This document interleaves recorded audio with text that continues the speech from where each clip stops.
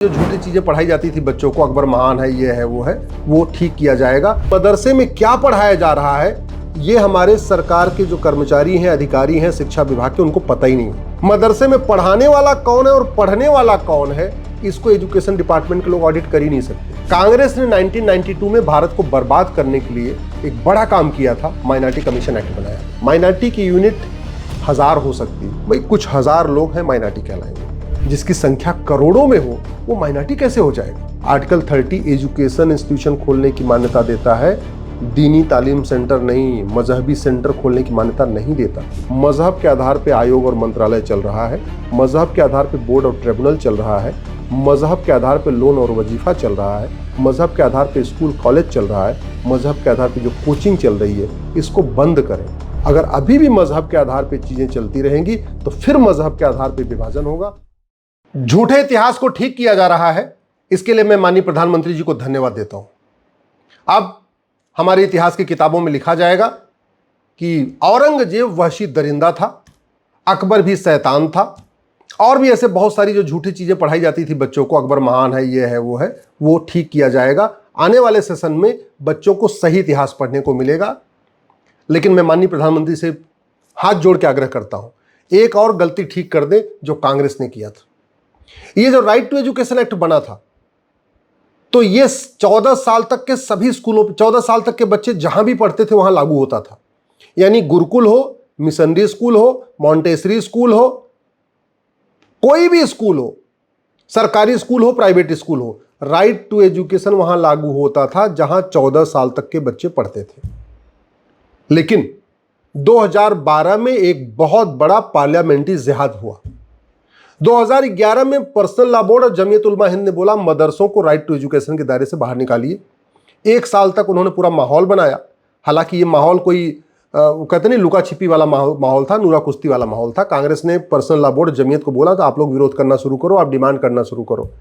2011 से उन्होंने डिमांड करना शुरू किया कि हमारे मदरसों को राइट टू एजुकेशन के दायरे से बाहर निकाल दीजिए। और 2012 में कांग्रेस ने कानून बना के इसमें से मदरसों को बाहर निकाल दिया। हंगामा ना हो इसलिए गुरुकुल को भी बाहर निकाल दिया, जबकि गुरुकुल वालों ने कभी कहा नहीं था कि भैया हमें राइट टू एजुकेशन दायरे से बाहर निकालो। लेकिन जस्टिफाई करने के लिए कि कल को मामला कोर्ट वोट में जाएगा, दिक्कत आएगी, इसलिए उन्होंने मदरसे के साथ गुरुकुल को भी बाहर निकाल दिया। अब मदरसा इस राइट टू एजुकेशन के दायरे से जो बाहर निकल गया, उसका दुष्परिणाम यह है कि मदरसे में क्या पढ़ाया जा रहा है ये हमारे सरकार के जो कर्मचारी हैं, अधिकारी हैं शिक्षा विभाग के, उनको पता ही नहीं है। मदरसे में कौन सी किताब पढ़ाई जा रही है इसको सरकार ऑडिट ही नहीं कर सकती, सिर्फ एजुकेशन डिपार्टमेंट के लोग ऑडिट कर ही नहीं सकते। मदरसे में पढ़ाने वाला कौन है और पढ़ने वाला कौन है इसको एजुकेशन डिपार्टमेंट के लोग ऑडिट कर ही नहीं सकते। वहां पे खेल का मैदान है कि नहीं है, वहां इस कमरा है कि नहीं है, कमरा छोटा है, कमरा बड़ा है, 100 गज के मकान में मदरसा चल रहा है कि 500 गज के मकान में मदरसा चल रहा है, इसको भी एजुकेशन डिपार्टमेंट जाके चेक नहीं कर सकता। ये किया था कांग्रेस ने काम 2012 में। मैं माननीय प्रधानमंत्री से निवेदन कर रहा हूं, ये जो बदलाव किया गया था इसको निकालिए, हटाइए। ये राइट टू एजुकेशन में एक शब्द जोड़ दीजिए, इक्वल, ये हो जाएगा राइट टू इक्वल एजुकेशन। और भारत में समान शिक्षा लागू करिए। वैसे ये 14 साल तक के बच्चों पे लागू होता है, ज़्यादा अच्छा होगा इसको 16 साल तक के बच्चों पे लागू कर दें, यानी 10वीं तक के बच्चों पे, यानी पहली से 10वीं तक पूरे देश में वन नेशन वन सिलेबस, पूरे देश में one nation one education board, पूरे देश में वन नेशन वन करिकुलम। मंत्री और संतरी का बच्चा एक किताब पढ़े, कांस्टेबल और कप्तान का बच्चा एक किताब पढ़े, मजदूर और मालिक का बच्चा एक किताब पढ़े, गुजराती और बंगाली बच्चा एक किताब पढ़े, कश्मीरी और मलयाली बच्चा एक किताब पढ़े, पूरे देश के बच्चे एक किताब पढ़े। और ऐसा चीन में भी चल रहा है, फ्रांस में भी चल रहा है, जर्मनी में भी चल रहा है, अमेरिका में भी चल रहा है, बल्कि ये चल रहा है, ऐसा मैं कोई नई बात नहीं कह रहा हूं। दूसरा काम, माननीय प्रधानमंत्री से आग्रह है, कांग्रेस ने 1992 में भारत को बर्बाद करने के लिए एक बड़ा काम किया था, माइनॉरिटी कमीशन एक्ट बनाया था। इस माइनॉरिटी कमीशन एक्ट में माइनॉरिटी कौन है इसको डिफाइन नहीं किया गया। भारत के संविधान में भी माइनॉरिटी डिफाइन नहीं किया गया है। माइनॉरिटी 1% वाला कहलाएगा, या जिसकी जनसंख्या भारत में 1 लाख होगी वो माइनॉरिटी कहलाएगा, या जिसकी जनसंख्या भारत में 5 लाख होगी या 10 लाख होगी वो माइनॉरिटी कहलाएगा। कहीं लिखा ही नहीं है। तो सबसे पहले माइनॉरिटी को परिभाषित करने के माइनॉरिटी होगा कौन। दूसरा, एक बार इस आर्टिकल 30 के ऊपर चर्चा कर लें जिसके अंतर्गत ये मदरसा चल रहा है। भारत का संविधान का आर्टिकल 30 मदरसा खोलने की इजाजत नहीं देता, क्योंकि मदरसा एजुकेशन इंस्टीट्यूशन नहीं है, मदरसा दीनी तालीम सेंटर है। वहां केवल और केवल मजहब सिखाया जाता है, मदरसा कोई सेकुलर एजुकेशन इंस्टीट्यूशन नहीं। मैं पहले भी कई बार कह चुका हूं, आज फिर से कह रहा हूं, भारत के संविधान में मदरसा शब्द कहीं लिखा ही नहीं है। कैसे मदरसा चल रहा है भगवान जाने, कैसे सुप्रीम कोर्ट ने इन मदरसों को मान्यता दे दिया ये भी भगवान ही जाने। वो क्या सोच के उन्होंने किस दिमाग के साथ मदरसा दे दिया, मदरसे को मान्यता दे दिया। सरकारें मदरसा बोर्ड बना के बैठी हुई है, मदरसे की डिग्रियों को वैलिड कर रही हैं, मदरसे की डिग्रियां लेके लोग सरकारी नौकरी में जा रहे, कामिल और फाजिल पता नहीं क्या क्या इस तरीके का चल रहा है। जबकि भारत का संविधान मदरसा खोलने, मदरसा की मान्यता देने, मदरसे की डिग्री को मान्यता देने की इजाजत देता ही नहीं है। अरे भारत का संविधान तो संविधान का आर्टिकल 27 साफ साफ कहता है मजहब को प्रमोट करने के लिए 1 रुपए खर्च नहीं होगा। मदरसा मजहब को प्रमोट करता है, मदरसा वसुधैव कुटुंबकम को प्रमोट नहीं करता, मदरसा इक्वलिटी जस्टिस लिबर्टी फ्रेटर्निटी को प्रमोट नहीं करता, मदरसा सर्वमंगल मांगल्य की भावना को प्रमोट नहीं करता, मदरसा सर्वे भवन्तु सुखिनः की भावना को प्रमोट नहीं करता। मदरसा केवल और केवल दीनी तालीम सेंटर है, मदरसा केवल और केवल इस्लाम को प्रमोट करता है, और इस्लाम में न वसुधैव कुटुंबकम का स्थान है, न सर्वमंगल मांगल्य का स्थान है, न सर्वे भवन्तु सुखिनः का स्थान है, न इस्लाम इक्वलिटी जस्टिस लिबर्टी फ्रेटर्निटी को प्रमोट करता है। इसलिए कह रहा हूं आर्टिकल 27 जो कहता है मदरसे मजहब को प्रमोट करने पे 1 रुपए खर्च नहीं होगा, फिर केंद्र सरकार और राज्य सरकारें मदरसों के ऊपर करोड़ों रुपए क्यों खर्च कर रही है। दूसरा, आर्टिकल 28 में साफ साफ लिखा हुआ है किसी भी सरकारी स्कूल में या सरकार के द्वारा मान्यता प्राप्त स्कूल में कोई मजहबी तालीम नहीं होगी, मजहबी टीचिंग नहीं होगी, रिलीजियस टीचिंग नहीं होगी।